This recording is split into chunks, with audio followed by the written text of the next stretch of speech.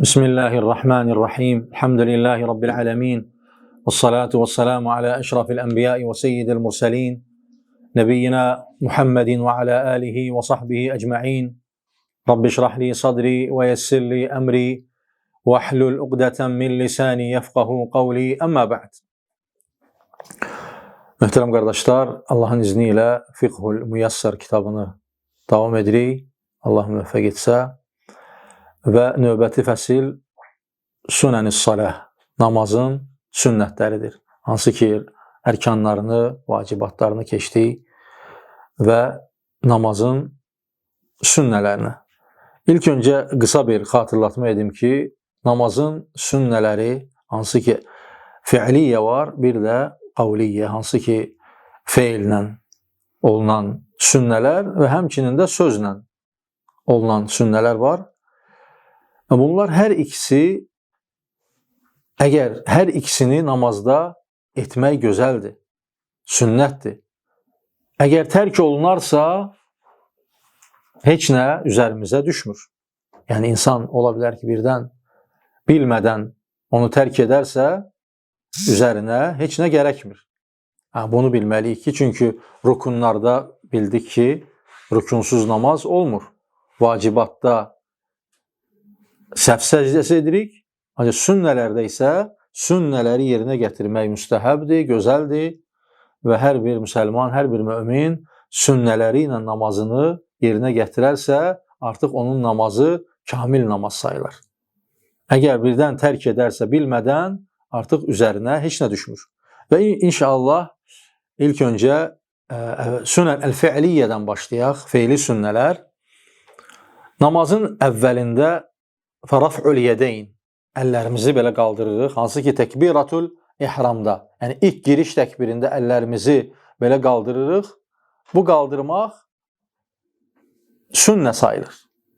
Və ondan sonra da intiqal təkbirləri var, hansı ki, rükuya gedirik, rükudan qalxırıq, eyni zamanda səcdəyə, yəni rükuya gedərkən, rükudan qalxarkən, yəni bunlar hər birində, hansı ki, hansı məqamlarda ki, əlimizi qaldırırıq və onlar hər birisi sünnətdir. Onları tərk etsək, üzərimizə heç nə düşmür. Bəzi məzhəblər görürsünüz ki, gətirirlər ki, yəni qaldırmadan da namazlarını qılırlar. Ancaq Məlik ibn Hüveyrith radiyallahu anhu Allah Resulü sallallahu aleyhi və səlləmin belə qıldığını görərək nəql etdiyi hədisdə orada gətirir ki, yəni qaldırardı əlini. Rafa'a yedeyhi izə kəbbara. Əllərini qaldırardı təkbir gətirərkən. Ondan sonra və izə rafa'a ra'səhu minər-rükû rafa'a yedeyhi. Rükudan qalxarkən əllərini qaldırardı. Və beləliklə Allah Resulü sallallahu aleyhi və səlləmi sahabələr belə görüblər və belə də nəql ediblər. Və səhih olan da inşallah budur. Bəzən ixtilaflar olur. Bəzən görürsən ki, heç qaldırmadan namazı başından sonuna qədər qılırlar. Bəli, bu namaz səhihdir, möhtərəm qardaşlar. Yəni, burada ixtilaf etməmək. Ancaq bizim üzərimizə düşən nədir? Sünnədə necə gəlibsə, namazı o şəkildə. Allah Resulü sallallahu aleyhi və səlləm buyurur ki, sallu kəmə rəeytumuni usalli. Qılın, namazı qılın, necə ki mən onu qılmışam, qılıram. Sahabələrə buyurardı. Və ona görə də Allah Resulü sallallahu aleyhi və səlləm necə edibsə, biz də elə etməliyik. Ondan sonra namazın fiili sünnələrindən eyni zamanda əlləri sağ əli, sol əlin üzərinə qoyaraq namazda durarkən sinəyə qoymaq bəzi rəvayətlərdə gəlir. Ondan sonra səcdə yerinə baxmaq. Bunlar da sünnələrdir. Səcdədən gözünü yayındırarsan namaz batil olmur, ancaq əfzəl odur ki, təbii ki, xəfif yayındırmaqdan gedir məsələ. Yəni, insan başını çevirərsə və üzünü döndərərsə, bu artıq başqa məsələdir. Bunun hökmü başqadır, ancaq bugünkü məqamda bizim dərsimiz sünnələrdəndir. Ola bilər göz yayınması ola bilər namazda, o namazı batil etmir. Ancaq sünnədir ki, səcdə yerinə baxmaq. Sonra rükuya gedərkən dizləri əlin içi ilə tutmaq, qabız etmək, yəni bu formada dizdən yapışmaq. Bu da sünnədir.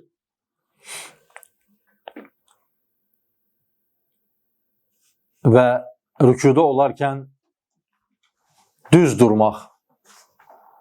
Və bunlar fiili sünnələrdir.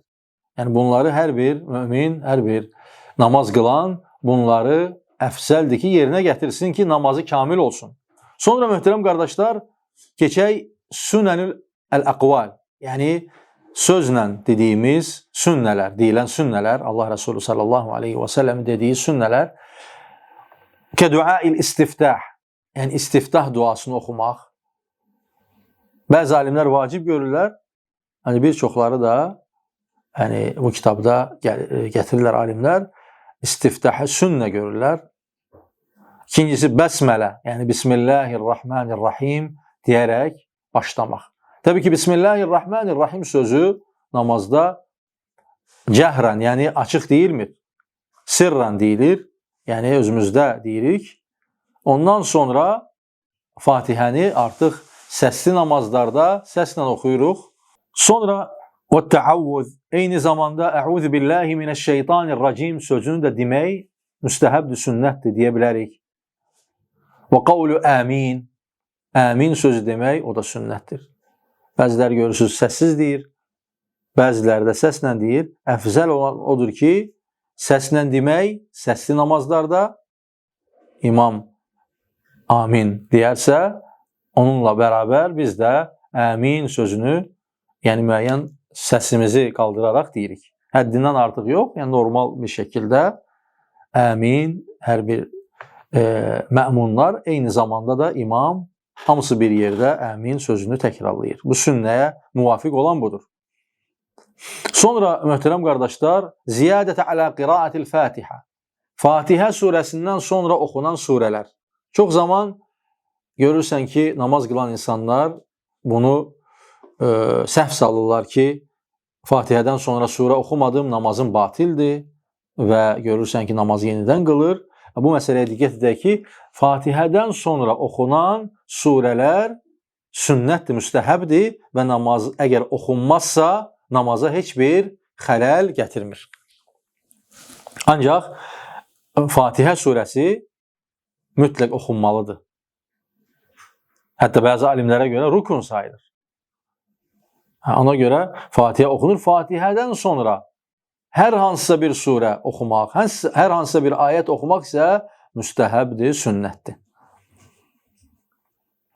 Və sonra ziyadətə alə təsbih fil-ruku' və sucud. Bilirik ki, rükuda və səcdədə Subhanə Rabbiyəl azim rükuda demək, Subhanə Rabbiyəl ə'lə isə səcdədə demək, bir dəfə demək üzərimizə vacib olur. Ancaq ondan artıq desək, artıq müstəhəbdir, sünnətdir. Necə ki, biz 3 dəfə deyirik, 5 dəfə də demək olar, 7 dəfə demək olar.